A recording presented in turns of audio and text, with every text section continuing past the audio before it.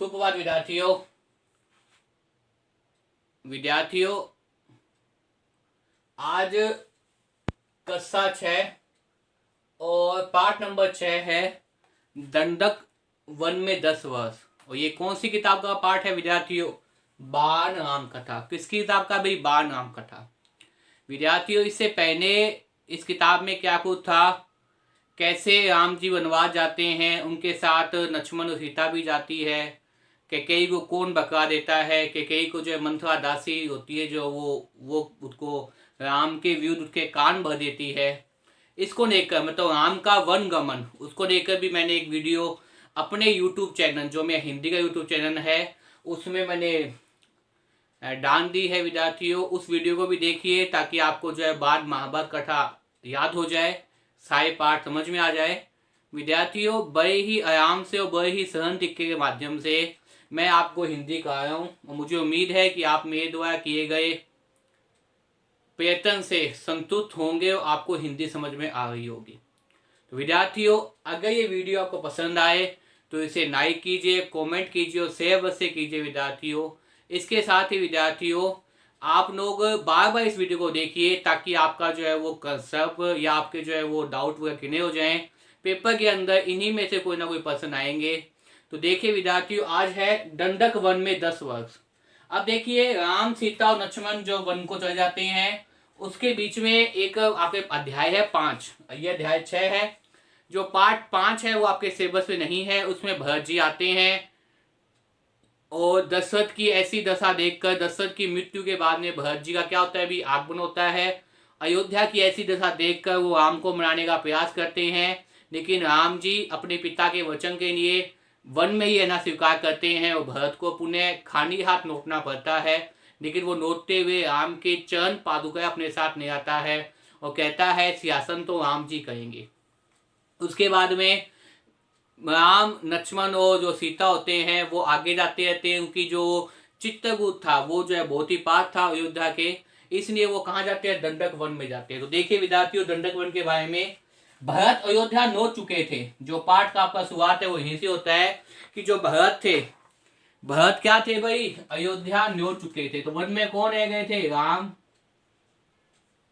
सीता और कौन वन में रह गए थे भाई? लक्ष्मण। ये लोग कहाँ गए थे? वन के अंदर रह गए थे। और भरत क्या थे भाई? भरत जो थे वो वापस से लौट चुके थे।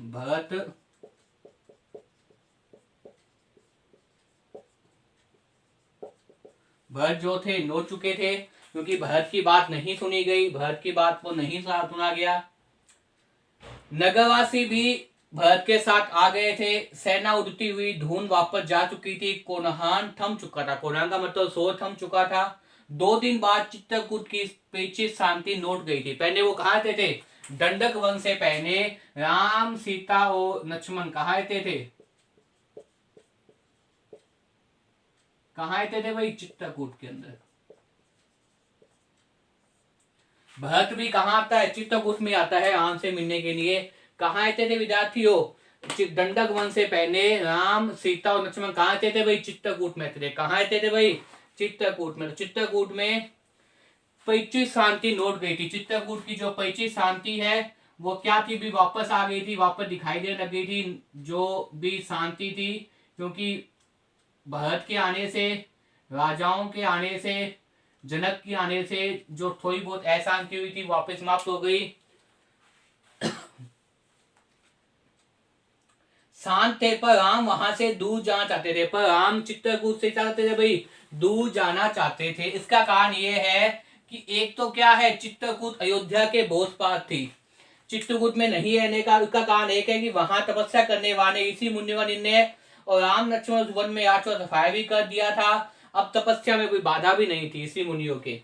दूसरा, ये जो चित्रकूट था ये जो है वो बहुत ही ज्यादा क्या था भी? अयोध्या के पास था। इसलिए भी वो क्या करते थे?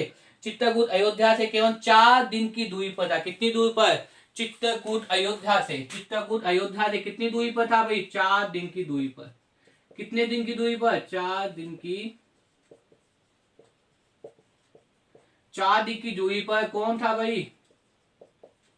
अयोध्या थी। तो इसलिए बार बार कोई भी अयोध्यावासी आते रहते थे चित्रकूट, इसलिए राम ने क्या सोचा, राम ने सोचा कि हम क्या करते हैं भाई, चित्रकूट से आगे जाते हैं। इसके पीछे क्या कारण था विद्यार्थियों, इसके पीछे ये कारण था कि राम चित्रकूट छोड़ के क्यों जाना चाहते थे, क्योंकि ये जो है अयोध्या से क्या है 4 दिन की दूरी पर था। कहां पे था भाई, 4 दिन की दूरी पर था। और चित्रकूट अयोध्या से केवल 4 दिन की दूरी पर था। लोगों का आना जाना लगा रहता था, लोगों का जब भी मन करता वो राम से, सीता से, लक्ष्मण से मिलने के लिए आते रहते थे। और बार बार आने से राजकाट में हस्तक्षेप नहीं होता था, चित्रकूट की जो शांति थी वो भंग हो जाती थी, इसलिए राम वहां से दूर जाना चाहते थे। इसलिए उन्होंने क्या कहा भाई, राम लक्ष्मण सहित रहित दंडकाय वन में 10 वर्ष रह गए, स्थान आश्रम बदलते रहे, वह क्षण भुवन मुनि के आश्रम में पहुंचे। इस प्रकार से दंडक वन में क्या है भाई, पहुंचने के बाद भी उसने कितने वर्ष बिता दिए, 10 वर्ष बिता दिए। पंचवटी के मार्ग पर ही राम को एक विशान का गिद्ध भी मिला था भाई। मुनि ने राम को नक्षाक्षु कहानी सुनाई। मुनि ने कहा राम को अगस्त से मुनि ऋषि से भेंट करने की सलाह दी। विंध्याचल पार करने के बाद वह लोग कहाँ पहुंच गए थे भाई, ऋषि मुनि के आश्रम में पहुंच गए। ऋषि मुनि के आश्रम पहुंचने के बाद में वो क्या पहुंच गए भाई, उस स्थान का नाम क्या था, पंचवटी था। तो आगे आगे जाते हुए अंततः कहाँ पहुंच गए भाई, अंततः राम कहाँ पहुंच गए, पंचवटी में पहुंच गए। कहाँ पहुंच गए थे भाई, आगे जाते जाते वो कहाँ पहुंच गए थे, अपने भाई अपनी पत्नी सहित कहाँ पहुंच गए थे भाई, पंचवटी में पहुंच गए थे। कहाँ पहुंच गए थे, पंचवटी में पहुंच गए।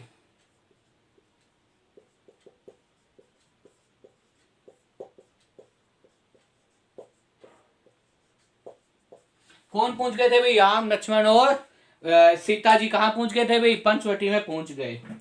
पंचवटी के मार्ग में ही राम को एक विशान का एक गिद्ध मिला, जटायु। पंचवटी के मार्ग पर ही राम को कौन मिला भाई, पंचवटी के मार्ग पर ही राम को एक विशान का एक गिद्ध मिला। क्या मिला भाई, विशान का एक गिद्ध मिला। उस गिद्ध का नाम क्या था, जटायु। क्या नाम था भाई, जटायु। मार्ग पर क्या मिल गया भाई, जटायु मिल गया। और लक्ष्मण ने उसे मायावी राक्षस समझा। तब राम ने, जटायु ने कहा राजन डरो मत, मैं तुम्हारे पिता का मित्र हूँ। जटायु ने क्या कहा कि मैं तुम्हारे पिता दशरथ का क्या हूँ भाई, मित्र हूँ। और वो वहीं रहते रहे। शेष समय कहाँ बिताया, पंचवटी में बिताता रहा।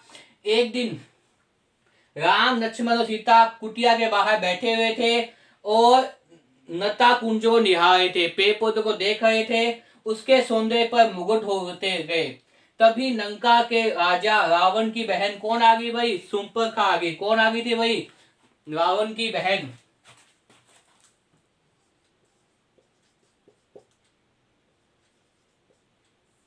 तभी कौन आ गई थी भाई, तभी रावण की बहन। रावण की बहन कौन थी भाई, रावण की बहन सुपर्णखा कहाँ आ गई थी भाई, उस पंचवटी में आ गई थी। ये कौन थी भाई, सुपर्णखा कौन थी, रावण की बहन। अब देखिए विद्यार्थियों, जब सुपर्णखा कहाँ निकल रही थी, पंचवटी के ऊपर से निकल रही थी। कौन निकल रही थी भाई, पंचवटी के ऊपर से सुपर्णखा निकल रही थी।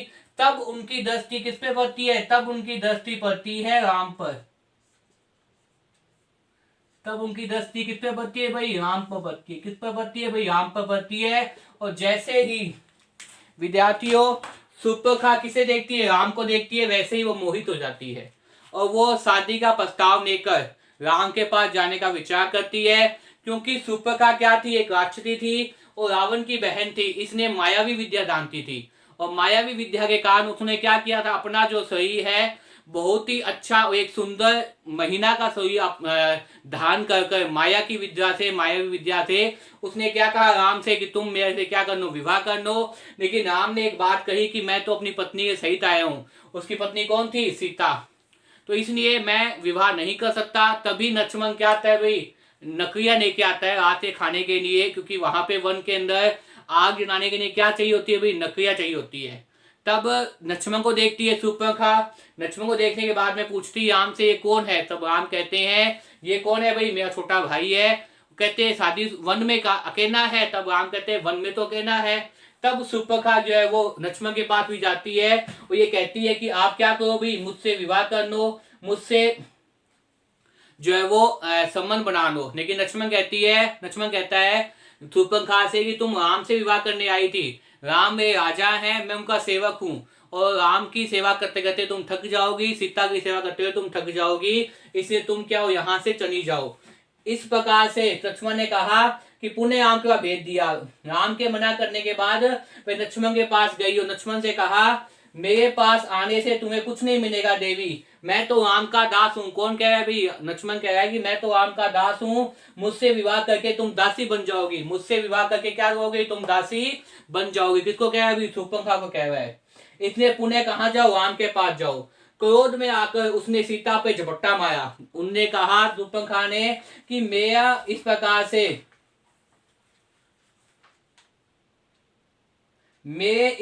से जो है वो बार बार तुम्हारे कहने के बाद में सीता के कारण तुम मेरा पन्ने स्वीकार नहीं कर रहे, तो मैं सीता को क्या करती हूँ? नष्ट कर देती हूँ। तब उसने सीता पे झपट्टा मारा, सीता को आहत करना चाहा, तो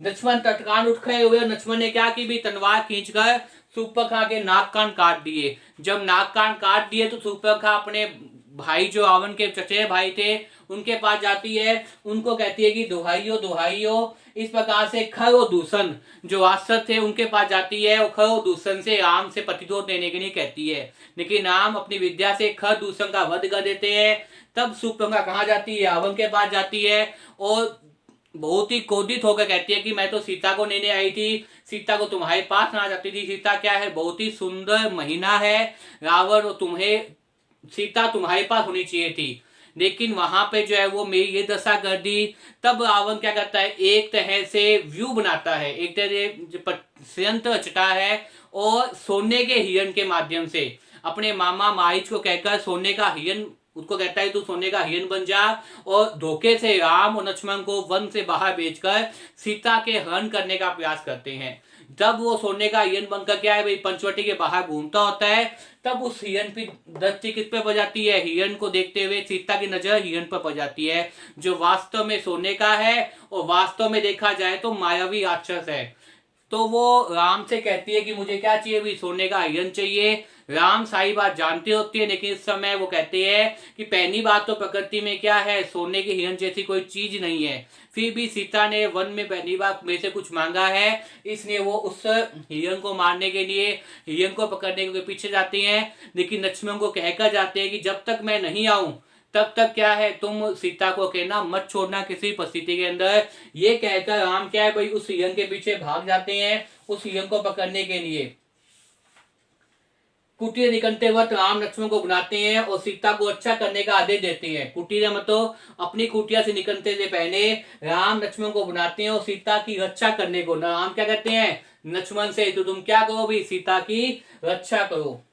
सीता की रक्षा करने का आदेश दिया है। कहा मेरे लौटने तक तुम उन्हें अकेला मत छोड़ना, किसी परिस्थिति के अंदर तुम मेरे लौटने तक सीता को अकेले मत छोड़ना। लक्ष्मण ने सिर झुका उनकी आज्ञा स्वीकार करनी। सीता कुटिया में खड़ी थी और राम क्या है भाई धनुष बाण लेकर बाहर चले गए थे और लक्ष्मण भी धनुष लेकर बाहर अपने कुटिया के बाहर खड़े थे। सीता कुटिया के अंदर थी। देखिए विद्यार्थियों, इस प्रकार से आपने देखा दंडक वन में 10 वर्ष रहने के बाद में राम ने क्या किया भी पंचवटी में जाकर निवास किया और पंचवटी में ही उसके सामना शूर्पणखा और शूर्पणखा के भाई रावण और उसके पहले खर और दूषण से हो जाता है और फिर सीता के हरण की एक षड्यंत्र रावण रचता है और उस षड्यंत्र के अंदर उसकी सहायता कौन करता है? मामा मारीच करता है, जो वास्तव में सोने का हिरण बन जाता है। तो विद्यार्थियों, इस प्रकार से अध्याय यहाँ पे समाप्त होता है जिसका नाम क्या है? दंडक वन में 10 वर्ष। तो विद्यार्थियों बार बार इस वीडियो को देखिए और याद करने का प्रयास कीजिए। धन्यवाद।